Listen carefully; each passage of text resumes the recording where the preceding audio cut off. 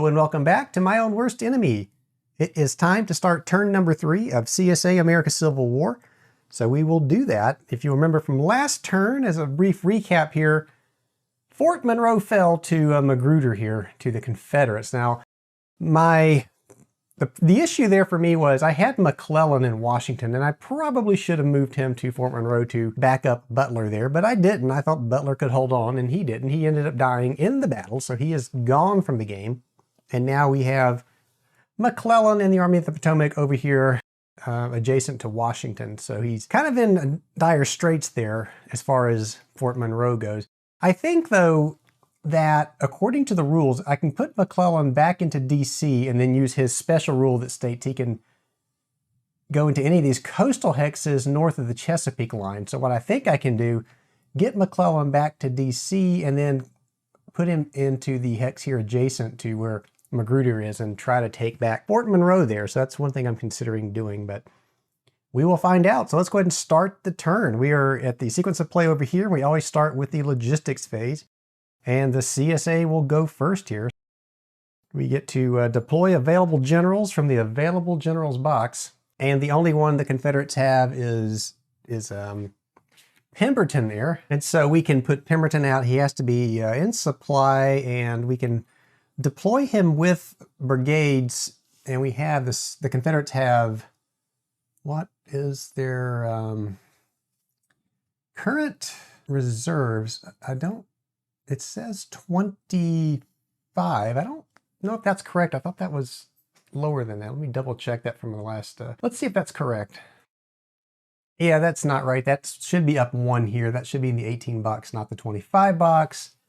And these entry markers were bumped too. Apparently I bumped this when I was relocating my dice tower here. So everything else I double checked. Everything is where it's supposed to be. So the Confederates have 18 reserves. And I could deploy some of those with Pemberton here if I chose to do so. I think I'm going to put Pemberton out, but I don't think I'm going to put any, let's go ahead and grab Pemberton here. I don't think I'm going to put any brigades with him yet. So let's put Pemberton. Not really sure where I want Pemberton yet. So we'll just put him in Riley here until we figure out what to do with him. Now I've got to find his brigade max marker, and it looks like I had already put it out in the 0 column there. So he's going to start with 0 brigades. That is the only general that the Confederates have they can deploy. So we go on to step 2, transfer brigades from reserves to the generals. And it says this includes the transfer of veteran or cavalry from the veteran reserve box to the map. And it looks like we have somebody up here. Who is this for the Confederates?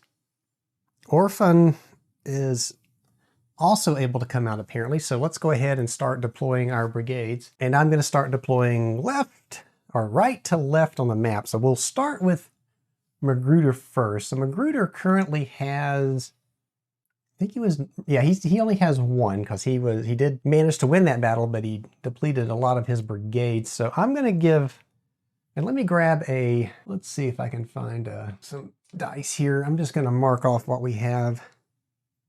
Well, actually, let me just grab the calculator. I think I've got a calculator here, and I'm just going to kind of off to the side here keep track of how many brigades we're deploying.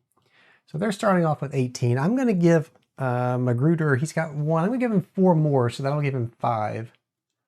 So we'll subtract that off, and so we take our C.S.A. reserves marker, and that's going to go down to 13. Because we're going to put 5 more with, not 5 more, we're going to give 4 more to Magruder to give him a total of 5. So we'll move his brigade max marker up to 5. So we gave him 4. So that'll help him shore up what he's done there. I don't know if he's going to be able to hold that though. And then we have, let's go up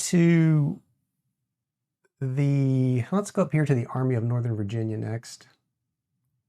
So we've got Johnston, and I think we've got, who do we have in there? We've got Stewart, cavalry, but he's not a general. At least he's not leading these armies. So they got J. Johnston and Jackson. So Jackson and Johnson. Johnson has, let's see, looks like they both have 9. So that's a pretty good amount. to have. Jackson, and, no, wait, that's, so Jackson has 9. This is the other Johnson. This is out here in Tennessee. So Jackson has 9, and I think that's Jay Johnson. He only has 1. So we're going to give Jay Johnson some more. We'll give him 4 as well. Update the calculator here. So we're going to give him 12. So that is, well, not 12. we're going to give him 4. So that'll take him up to 5. So we'll move him up here to 5 for his brigade max. You know what I'm going to do? Let's go back, and to help me visualize what's going on here. So I gave 4 to Magruder. And then we just gave 4 to Johnson, who is in the Army of Northern Virginia here. So we're adding strength points there. And then Pemberton just came out. We're not going to give him any. And Hill is down here. We'll come back to Hill in just a second. Let's go ahead and go over. So Bragg is one that's going to need some.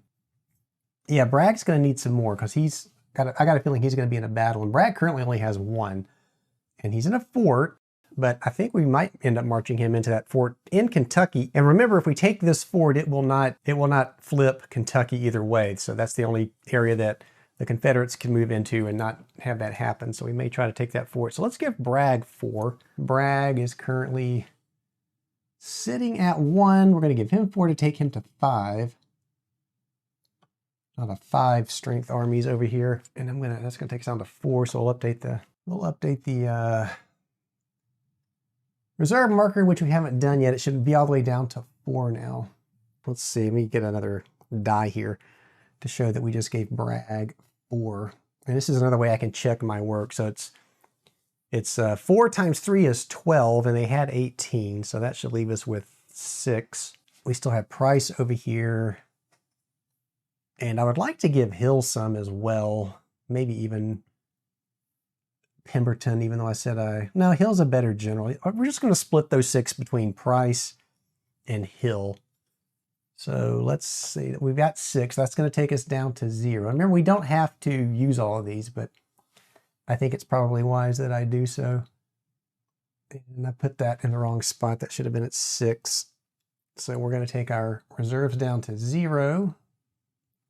We're going to give 3 to Price, who's currently at 6, so that's going to take him up to 9. And then Hill, I said, is 1. And that is Hill, I think. No, that's Polk. Did we already give Hill anything? No, he's sitting down there at 0, so this is just going to give him 3. So he is sitting at 3, and I'm going to go ahead and grab 2 more of these D6s. So we gave Price 3, and we gave Hill 3. And so that is 12 and 6 is 18. So that checks my work because remember it started at 18. And that is it for transferring brigades. We'll go back to the sequence of play. Well, actually, we still have those veteran units though, so hold on. And I think Price already has a veteran with him. He does. Doesn't mean I can't add another one. I just don't want to put him there. And it looks like Hill has a veteran as well.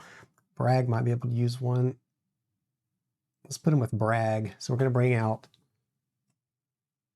this veteran unit and put it in this fort with Bragg.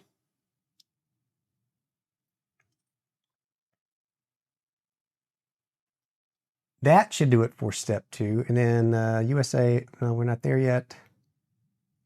Transfer brigades from generals to the reserves. This includes a transfer of veterans from the map. So here we can move around. We can't do this for the Confederates because they can't transfer through the strategic reserve like the Union does. So we could move, I think we could move the veterans around for the Confederates if we wanted to, but we really don't want to do that either. Generals without brigades may transfer from the map to available generals box. So if we had somebody on the map that we wanted to pull off for the Confederates, this would be the time to do it. We could redeploy them next turn to a different theater, but we don't want to do that. And we have no disabled veterans in the disabled veteran boxes, so we're good there. Finally, place or move the Grand Army markers. So we have no Grand Army, no new Grand Army markers coming in, so we're going to leave those where they are as well. So I'm going to leave everything as it is on the board for now. I'm going to leave these dice out to help me kind of figure out where to put the Union brigades. So that's the logistics phase for the Confederates. Let's go ahead and start back over for the Union. So the Union has generals they can deploy, and they have, who do they have? Let's take a look here. We have Burnside and Curtis, and I probably put their markers out. And I did. So the brigade max markers are out. And so let's see, where do I want to put these? These are, I'm going to say these are average generals, maybe even lower than average. They're both 2-4.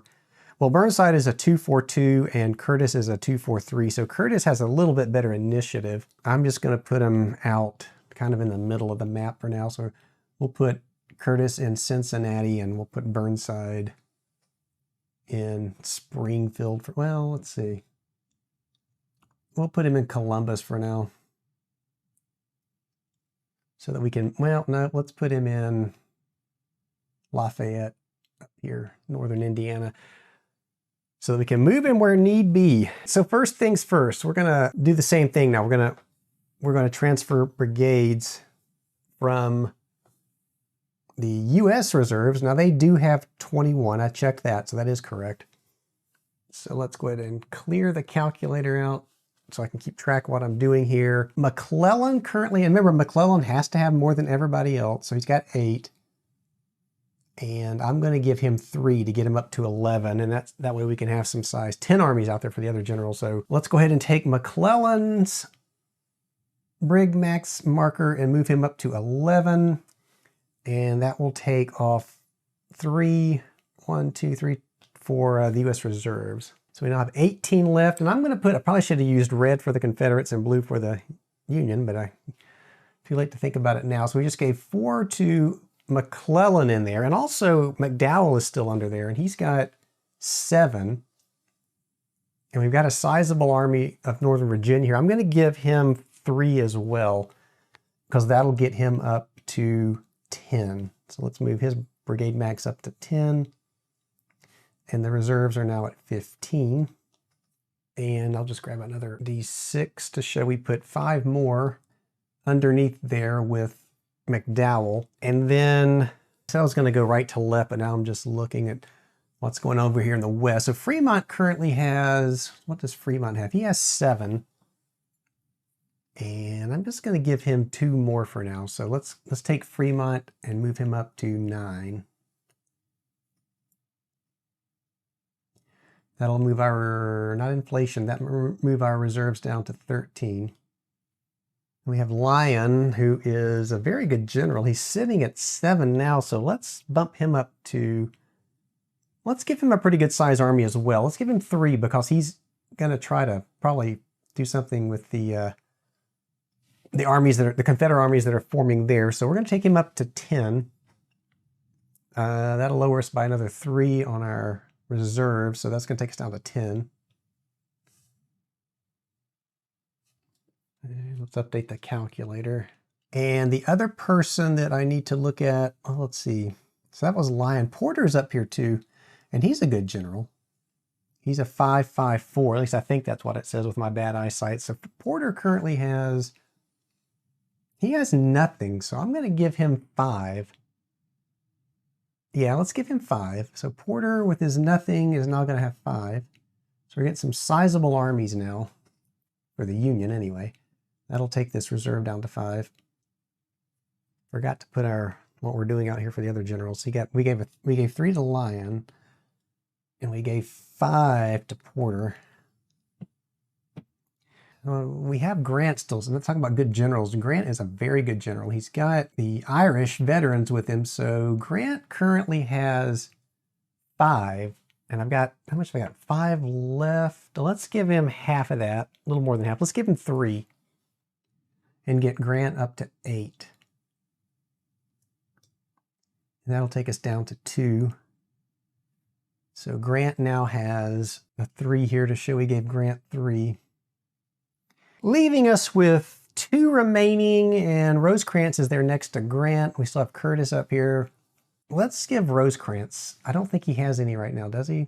No, it looks like I gave him 2. So yeah, let's beef him up a little bit. We'll give him 2. Those final 2. So Rosecrans will have 4 now. That'll take our reserves down to 0, so we're going to use them all. So oops, grab the right color here. We gave Rosecrans 2, and I'm kind of liking putting these D6s out as I deploy the brigade so that you can see where they're going. That's kind of useful. Of course, you wouldn't be able to do this in a multiplayer game, but we can certainly do it here as I'm doing this solitaire. Looks like we've got a pretty powerful, at least the Union looks pretty strong over in the eastern side now. The Confederates are between Tennessee and the west over there. That's like where the bulk of their army is located for now, but that's probably going to change. Okay, and then so now step 3, this is where the US player can transfer brigades from one general to another within 3 hexes. So in other words, I could transfer between these two or 1, 2, 3, not those two.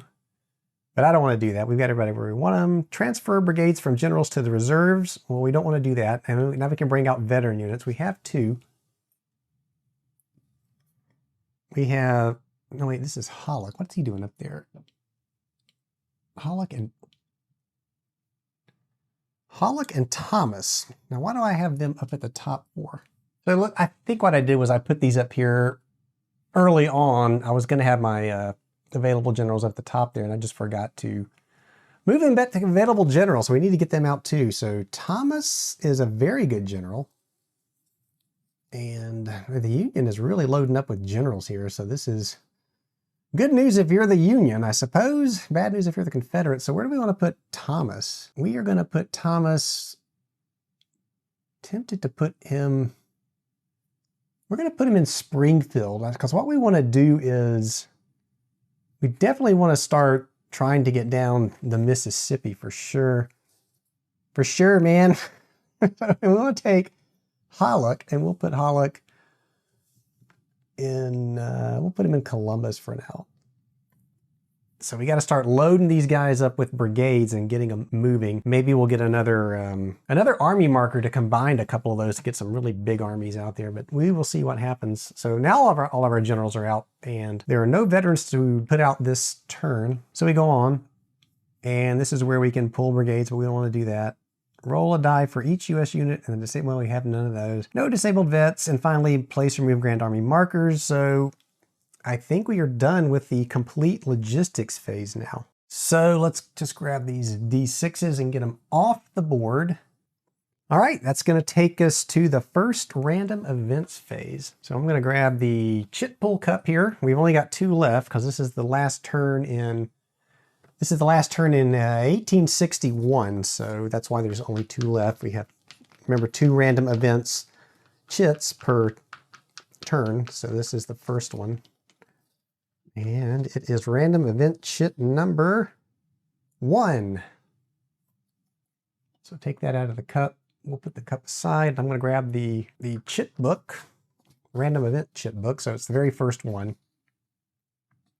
Right off, we have 3 generals, 2 for the Union and 1 for the Confederates. So let me grab those markers and we will put those out. So we've got Buell and Banks for the Union. I'm going to put their brigade max markers at 0. And then we will put we'll put them in the correct spot now in the available generals box. And then the C.S.A. is going to get Hardy, and Hardy's brigade max marker will also go to 0.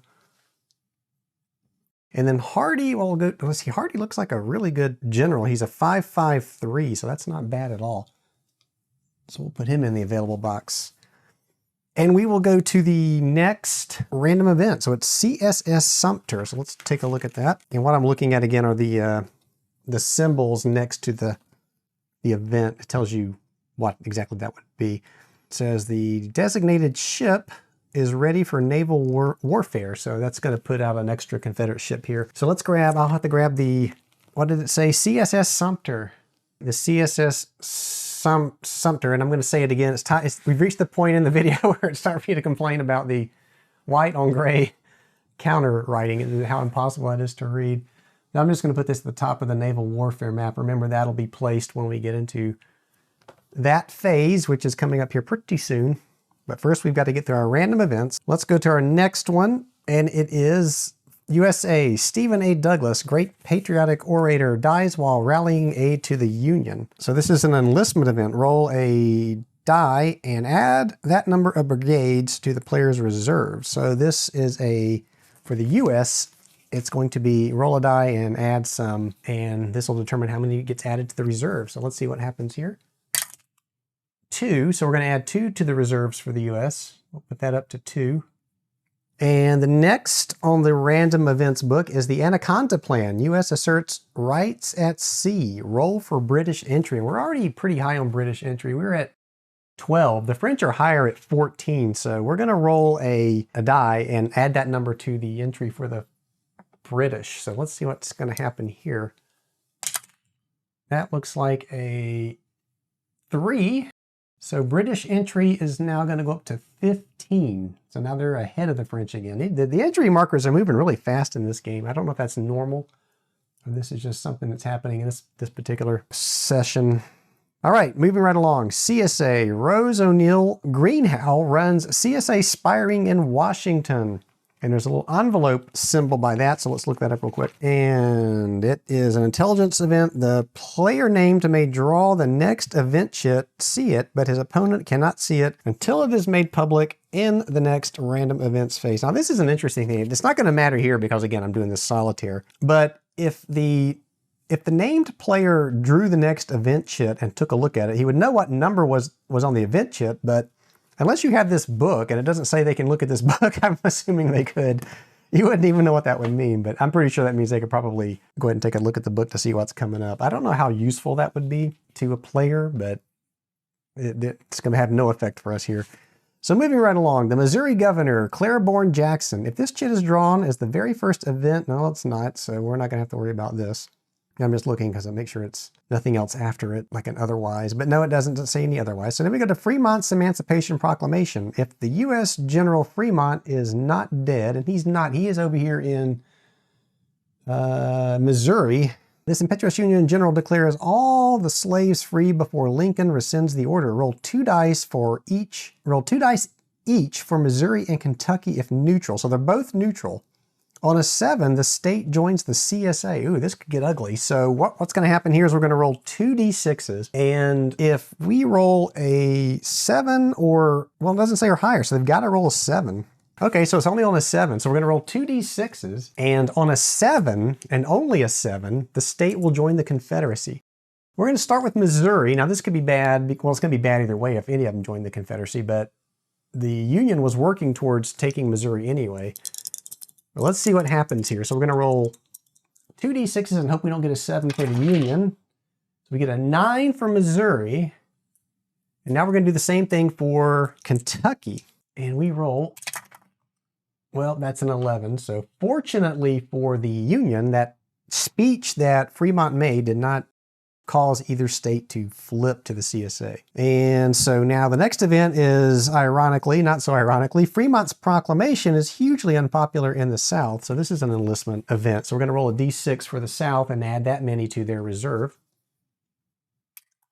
And they get 3, so we're going to move the reserve up to 3 for the C.S.A.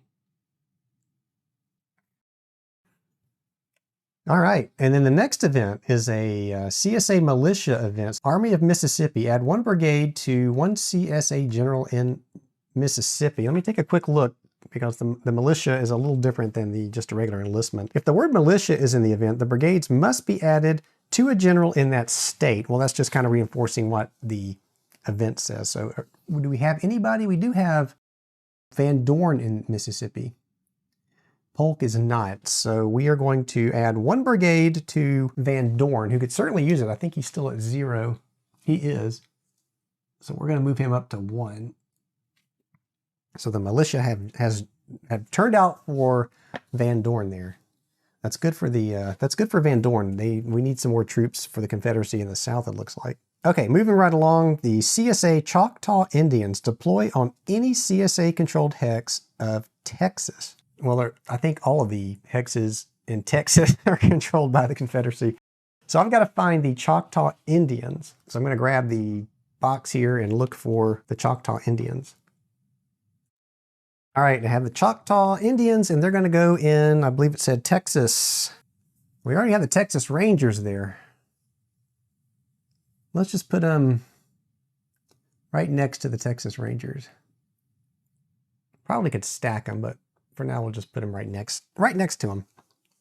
Next event, the C.S.A. Military Telegraph Service. So I believe this is where we add one of the tokens to our event board. So let's grab a blue marker and put this on the Military Telegraph Service. I think we've had this, yeah, we have had this before, so we're gonna have 2 of these we can pull from. Orders are transmitted at the speed of electricity. C.S.A. stack fails initiative. We can play a chit to re-roll for initiative. So we have 2 of those now, that's good. And then we have a star. This is a positive Lincoln suspends habeas corpus. The stars meant that it's an inflation event and it's going to be positive here for the US. So we're gonna roll a die and we're gonna add that number to inflation. So let's get that red die out of there.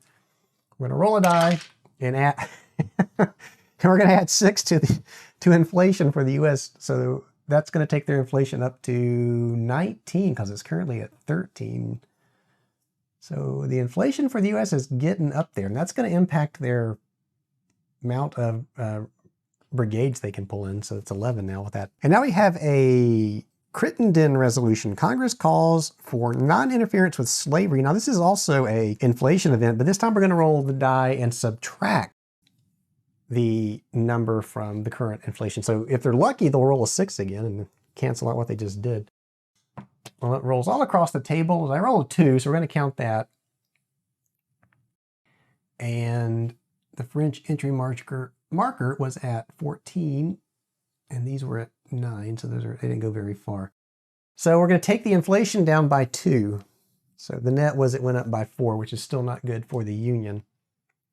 And that was everything on the first random events chit, page number 1 for 1861. So we are ready to move right along now into the naval phase. And so here I want to reset the ships.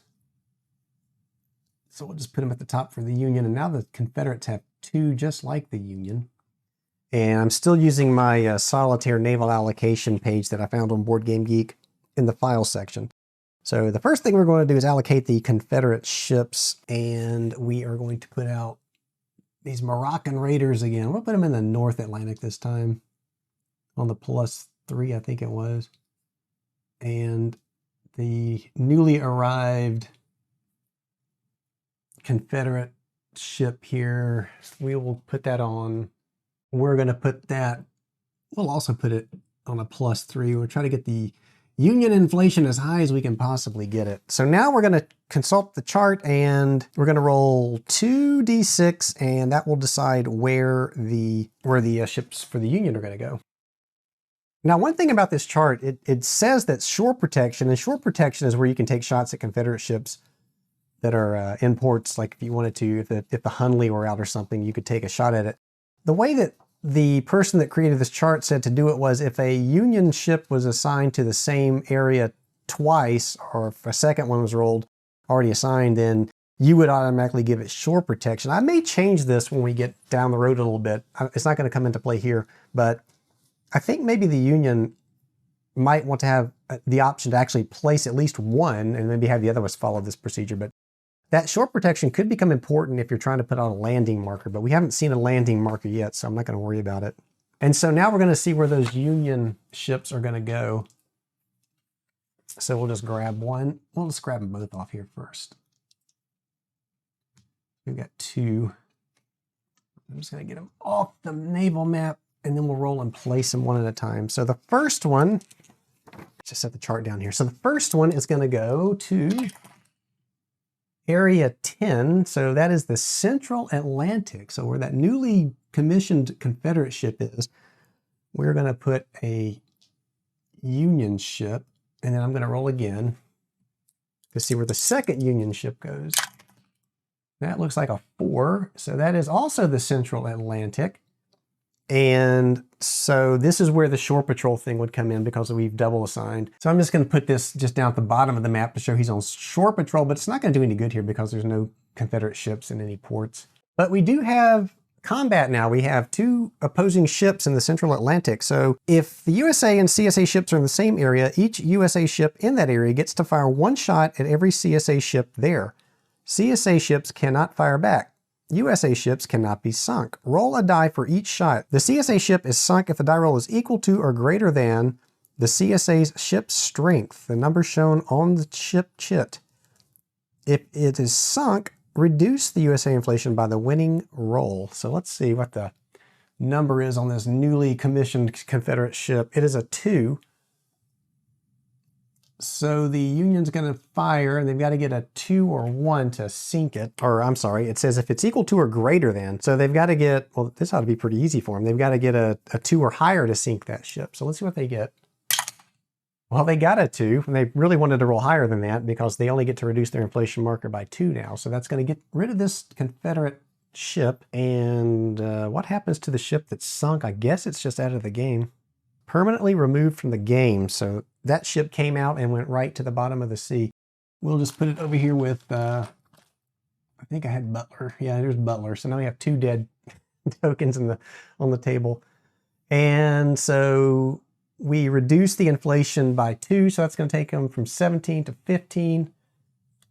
So still not quite as, that helped offset some of that 6 that they got early on in the random events phase. I believe that's going to be it for the naval phase now. It says USA performs any landings now, but we don't have any landing markers, so that is going to be it. So the naval phase is over. We are now approaching the pulse phase, and as I did last time, I'm going to stop the game here. When we come back, we will start the pulse phase and fight battles, and we've got, I think, probably we're going to have several to fight, it looks like. Potentially, anyway. We'll see. So there you go. If you liked the video, please consider giving it a like. That's helpful. Subscribe to the channel if you haven't so you can get notification of when these videos come out. As always, thank you for watching, and I'll see you back here next time.